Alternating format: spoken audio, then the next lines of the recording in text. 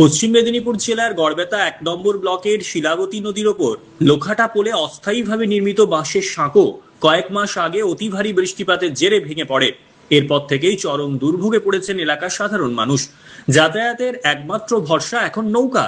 সোমবার বিকেলে সেই চিত্রই দেখা যায়। জীবনের ঝুঁকি নিয়ে নৌকায় মোটর বাইক সহ বিভিন্ন যানবাহন পারাপার করছেন স্থানীয় বাসিন্দারা।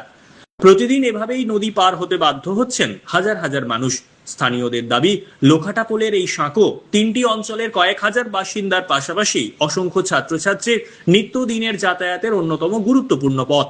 সাঁকো ভেঙে যাওয়ায় স্কুল কলেজগামী পড়ুয়া, কর্মজীবী মানুষ এবং সাধারণ গ্রামবাসীদের ভোগান্তি চরমে পৌঁছেছে।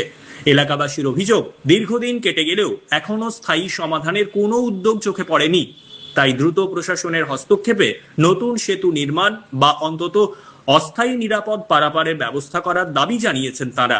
স্থানীয়দের আশা, সাধারণ মানুষের দুর্ভোগের কথা বিবেচনা করে প্রশাসন দ্রুত প্রয়োজনীয় পদক্ষেপ গ্রহণ করবে, যাতে স্বাভাবিক যাতায়াত ব্যবস্থা আবারও চালু হয়।